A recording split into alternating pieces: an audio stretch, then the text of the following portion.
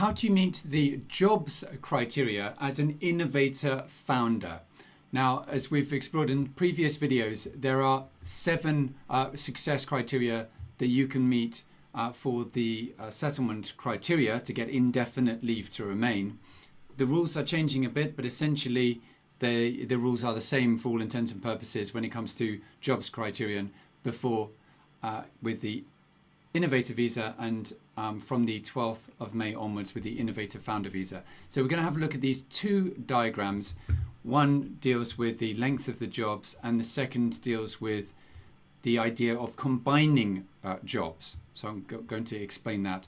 Now remember, when we're looking at the endorsement requirements for settlement, then you only need to meet 2 of the 10 criteria. And I have had clients, I have had a number of applications for settlement go through now for clients of mine who've been on the Innovator visa for the 3-year period and have gone on successfully to apply for indefinite leave to remain. And a couple of them have relied on the jobs criterion successfully. So that's why we're focusing on this point in this video. So let's have a look at what they say. So you can see here that the 7 are listed, and number 6 says the business has created the equivalent of at least 10 full-time jobs for settled workers. And then the 7th says the business has created the equivalent of at least 5 full-time jobs for settled workers, each of which has a mean salary of at least $25,000 a year. So that's gross pay excluding any allowances.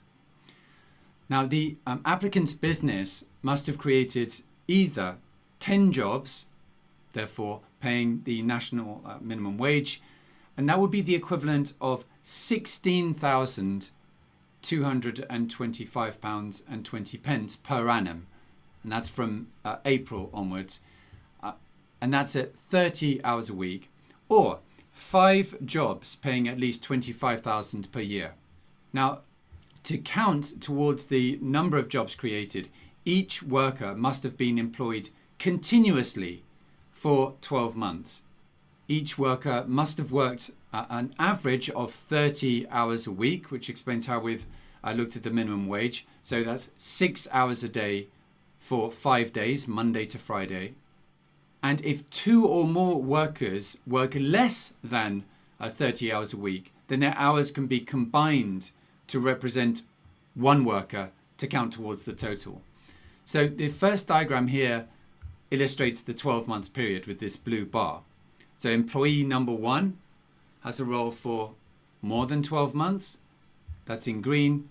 So they qualify. Employee number 2 is employed for less than 12 months. So they do not qualify. So it's black and white to that extent.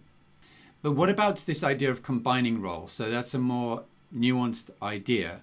Now you can see here 2 roles, employee number 1 in blue and employee number 2 in orange.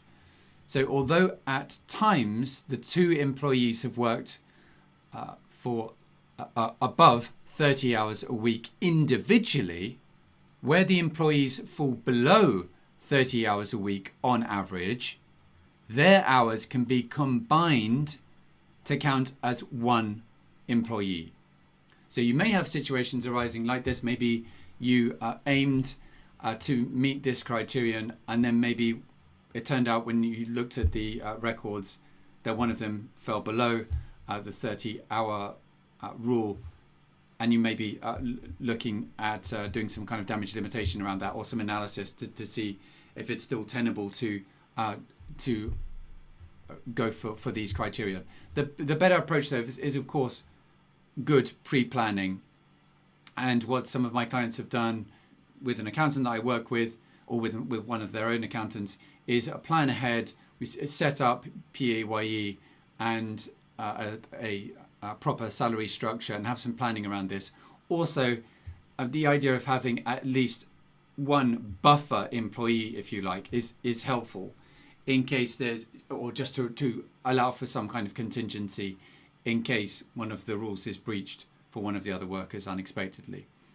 So as with all of the rest of the success criteria, it does require some pre-planning and looking at matching, of course, your business requirements and and with the immigration planning. So I hope that's helpful. Feel free to contact me using the link below if you want help. I've got a consultation service. I'd be very pleased to help you. Best of luck and bye for now.